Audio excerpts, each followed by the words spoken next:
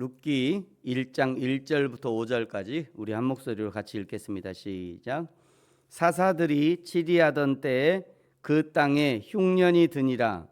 유다 베들레헴에 한 사람이 그의 아내와 두 아들을 데리고 모압 지방에 가서 거류하였는데 그 사람의 이름은 엘리멜렉이요 그의 아내의 이름은 나오미요 그의 두 아들의 이름은 말론과 기련이니 유다 베들레헴 에브랏 사람이더라. 그들이 모압 지방에 들어가서 거기 살더니 나오미의 남편 엘리멜렉이 죽고 나오미와 그의 두 아들이 남았으며 그들은 모압 여자 중에서 그들의 아내를 맞이하였는데 하나의 이름은 오르바요 하나의 이름은 루시더라. 그들이 거기에 거주한 지 10년쯤에 말론과 기럨 두 사람이 다 죽고 그 여인은 두 아들과 남편의 뒤에 남았더라. 아멘. 여러분이 기억하실지 모르겠습니다만 2025년 12월부터 그러니까 작년 12월부터 잠언의 말씀을 나눴었고요. 그 다음에 전도서의 말씀을 나눴습니다. 전도서가 이 세상의 헛됨과 오직 여호와 하나님을 경외하는 것이 인생에서 가장 중요함을 역설하는 말씀이었죠. 전도서를 마치면서 여호와를 경외하는 사람은 어떤 삶을 살아야 되냐? 정말로 여호와 하나님을 경외하는 사람이라면 당연히 행함이 있는 믿음의 사람이어야 한다는 것을 말씀드렸습니다. 그래서 이제 야고보서를 살피게 되었죠. 이제 야고보서를 마치고 구약 룻기를 살펴보려고 합니다. 왜냐하면 행함이 있는 믿음과 하나님의 섭리는 매우 밀접한 일치점이 있기 때문입니다. 첫째, 우리의 믿음은 고난 속에서 증명이 됩니다. 야고보서는 시련과 행함을 강조했었죠. 룻기의 룻은 남편을 잃은 극한의 시련 속에서 시어머니 나오미를 따라 어머니의 하나님이 나의 하나님이 되시리라 고백했었습니다. 룻의 고백은 단순한 감정적인 토로가 아니었습니다. 룻의 결단이 보이지 않는 하나님을 향한 전적인 신뢰가 구체적인 어머니를 따라 타향으로 이주하는 행위로 나타났던 거죠. 두 번째는 하나님의 자비 즉 은혜와 긍휼의 실천입니다. 야고보서에서는 긍휼을 행하지 아니하는 자에게는 긍휼 없는 심판이 있을 것이다 라고 경고했었죠. 룻기의 핵심 주제인 헤세드, 인애, 자비죠. 이 헤세드는 바로 이 긍휼의 구체적인 실천입니다. 보아스가 룻에게 베푼 선의와 룻이 시어머니를 봉양한 것은 율법의 문자를 넘어선 사랑의 실천이었던 거죠.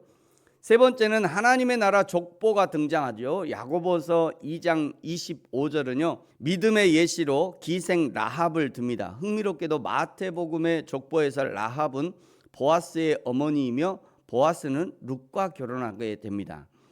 야고보는 소외된 자, 이방인, 과부, 가난한 자의 믿음을 높이 평가했죠. 룻과 라합 모두 이방 여인이었으나 행함으로 그 믿음을 증명합니다. 이것은 하나님의 구원 역사가 혈통이 아닌 신앙의 실천을 통해 흘러감을 보여주는 거죠. 이제 야고보서를 살펴본 우리가 룻기를 통해서 배워야 될 것은 어떤 거냐? 첫 번째는 말보다 발이 빠른 신앙을 배워야 합니다.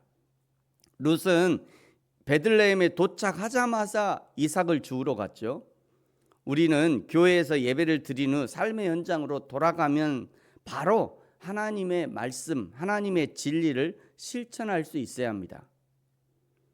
교회에서는 잘 배워도 교회에서는 잘 배우는데 교회에서는 그냥 잘 배워서 아멘도 잘하고 막 그렇게 하는데 교회 문을 나서자마자 싹 잊어먹으면 곤란해요. 그래서 우리는 교회에서 열심히 배우고요. 교회에서 열심히 배우고 집에 돌아가자마자 이 교회 문을 나서는 순간 거기서부터 바로 하나님의 말씀을 실천할 수 있어야 돼요. 두 번째, 보이지 않는 하나님의 섭리를 신뢰해야 합니다. 룻은 자신이 다윗의 증조 할머니가 될 줄 모르고 이삭을 주었죠. 이런 것을 평범한 일상 속에 감추어진 하나님의 비범한 계획이다 또는 고난이라는 포장에 감추어진 하나님의 축복이다 라고 평합니다. 지금 겪는 고난 속에서도 야고보의 권면처럼 인내하며 선을 행해야 할 이유가 바로 이것인 거죠. 세 번째, 공동체적인 헤세드, 자비와 긍휼과 은혜가 필요합니다. 야고보가 헐벗은 형제를 보고 평안히 가라고만 말하는 것을 꾸짖었듯이 우리도 주변의 이웃에게 구체적인 도움의 손길을 내밀어야 합니다. 어려운 이웃을 찾는 것도 좋지만 도움을 요청하는 이에게 도움을 거절하지 않는 것도 좋은 방법입니다. 제가 가끔 얘기합니다만 저희 교회도 매주 2명의 노숙인들이 정기적으로 찾아옵니다. 어제도 제가 원래 수요일 날 오시는 분이 어제 왔어요. 원래 수요일 날 오전에 오기로 저랑 약속을 했거든요. 그런데 어제 온 거예요. 그래서 제가 약간 훈계를 좀 했어요. 이러면 안 된다. 나도 준비해야 되고 당신도 준비해야 되고 수요일 날 오전에 오기로 했으면 무슨 일이 있어도 수요일 날 오전에 와라. 그럼 수요일 날 오전에 못 만났다, 못 왔다. 그러면 다음 주에 와라. 당신이 수요일 날 온다고 그래갖고 못 와갖고 금요일 날 오면 뭐 수금하러 오는 거냐. 당신이 나랑 약속을 해서 정확한 시간에 오면 그거는 나와 약속을 한 거기 때문에, 우리와 약속을 한 거기 때문에 그건 우리가 긍휼 구제비를 내줄 수 있지만, 그렇지 않고 아무데나 당신이 오고 싶을 때 오면 그건 안 된다. 제가 이렇게 하는 거는 그분도 훈련이 좀 필요해요. 뭔가 하나 할 때 꾸준하게 정해진 시간에 오고 정해진 시간에 가고, 그런 훈련이 필요하기 때문에 제가 일부러 그렇게 합니다. 근데 어제도 이제 제가 좀 얘기한 다음에 이제 그분을 이제 구제비를 주고 돌려보내면서 다음 주에는 라면을 좀 준비해야 되겠구나. 그 포장 라면 있잖아요. 끓여 먹는 라면. 제가 그걸 좀 준비해 놨다가 다음 주에는 구제비와 함께 이것도 한 봉지씩 줘야겠다. 그 생각을 했습니다. 혹시 여러분 중에 오늘 제 말을 듣고 나도 거기 동참해야겠다 그러신 분은 라면 한 봉지 이렇게 5개인가 6개인가 들어있는 그 라면 있잖아요. 그거 한 봉지 이렇게 사다 주시면, 물론 안 사주세요. 제가 충분히 합니다. 저희 교회에서. 근데 그런 것도 사실은 협력하는 거죠. 같이. 자, 이제 룻기의 본문을 살펴보도록 하겠습니다. 먼저 룻기 바로 앞에 있는 성경이 사사기인데요. 사사기 끝 21장 25절이 룻기의 배경을 이해하는 아주 중요한 포인트가 됩니다. 여러분 바로 한 장 넘기시면 사사기 21장 25절, 사사기의 마지막 절이죠. 우리 사사기 21장 25절 같이 한번 읽겠습니다. 시작. 그때에 이스라엘에 왕이 없으므로 사람이 각기 자기의 소견에 옳은 대로 행하였더라. 아멘. 이스라엘에는 왕이 없었고 사람들이 각기 자기 소견에 옳은 대로 행했대요. 사실은 왕이 없는 것이 아니었죠. 하나님이 이스라엘의 왕인데 진짜 왕인 하나님을 알아볼 눈이 어두워진 것이죠. 그래서 왕이 없는 것처럼 각자 자기 소견에 옳은 대로 행동했던 겁니다. 각자 자기 소견에 옳은 대로 행동한 대표적인 인물이 오늘 룻기 1장 1절에 유다 베들레헴에 사는 한 사람입니다. 베들레헴에 살았을 뿐 아니라 2절에 보시면 그가 유다 지파 베들레헴 에브랏 사람입니다. 에브라다 같은 지역입니다. 에브라다 둘 다 베들레헴의 고대 지명이에요. 다윗 왕이 에브랏 출신이고요. 나중에 등장하는 보아스가 에브랏 출신이고요. 야곱의 아내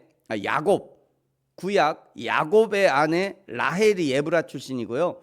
에브라다에서 출신한 최고의 인물이 예수님이죠. 그런 역사와 전통, 사명을 가진 땅에서 살던 엘리멜렉이 1절에 흉년을 이유로 2절 끝에 보시면 모압 지방으로 들어가 살게 됩니다. 모압은 이방 지역이죠. 이스라엘 백성이 이방 지역에 사는 것 자체가 금지되어 있습니다. 특별히 모압 지역은 절대로 출입을 금지했던 지역이었어요. 신명기 23장 3절에 보면요, 암몬 사람과 모압 사람은 여호와의 총회에 들어오지 못하리니 그들에게 속한 자는 10대뿐 아니라 영원히 여호와의 총회에 들어오지 못할 것이다. 하필이면 여호와의 총회에 들어오지 못하도록 규정한 모압을 택해서 거주한 것은 율법의 정신을 정면으로 거스른 선택이었다고 볼 수 있는 것이죠. 모압으로 이주해서 살게 된 엘리멜렉 가족의 결말을 보십시오. 3절에 보시면요, 나오미의 남편 엘리멜렉이 죽고 두 아들이 남았는데, 4절, 두 아들은 모압의 여자 중에서 아내를 얻습니다.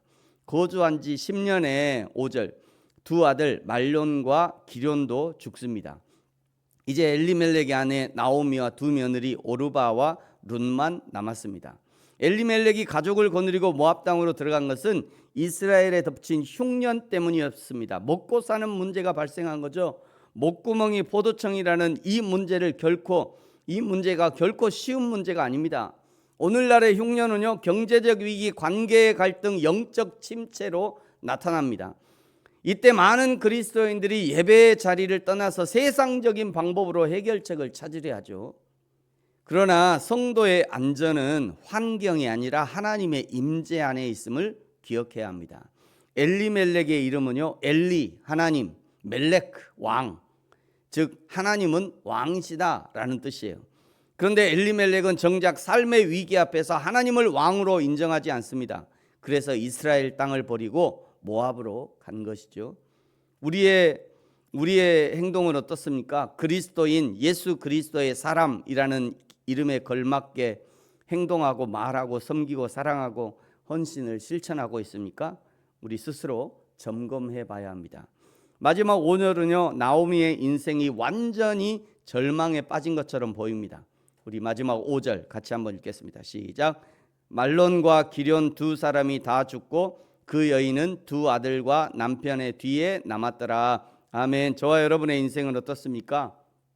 나도 나오미처럼 의지할 것이 아무것도 없다라고 하는 이 절망의 끝에서 하나님의 헤세드, 인애가 시작됨을 주목해야 합니다. 모든 것을 잃은 자리가 바로 하나님만을 의지하게 되는 회복의 시작점이라는 것을 기억하셔야 합니다. 이제 다음 6절부터 하나님이 어떻게 시작하시는지 기대함을 가지고 이제 룻기의 말씀을 살펴보도록 하겠습니다. 기도하겠습니다. 하나님 아버지, 감사합니다. 나오미처럼 이 세상에는 의지할 것이 하나도 없는 것이 우리의 인생입니다. 의지할 만하면 없어지고 사라지고 떠나고, 그때 절망으로 주저앉지 말게 하시고 하나님을 붙잡게 하시고 십자가를 더욱 단단히 붙드는 기회로 삼게 하여 주옵소서. 하나님의 은혜, 십자가를 붙드는 자에게 회복의 은혜가 시작된다는 것을 깨달아 알게 하여 주옵소서. 감사합니다. 예수님의 이름으로 기도합니다. 아멘. 하늘에 계신 우리 아버지, 아버지의 이름을 거룩하게 하시며 아버지의 나라가 오게 하시며 아버지의 뜻이 하늘에서와 같이 땅에서도 이루어지게 하소서. 오늘 우리에게 일용할 양식을 주시고 우리가 우리에게 잘못한 사람을 용서하여 준 것 같이 우리 죄를 용서하여 주시고 우리를 시험에 빠지지 않게 하시고 악에서 구하소서. 나라와 권능과 영광이 영원히 아버지의 것입니다. 아멘.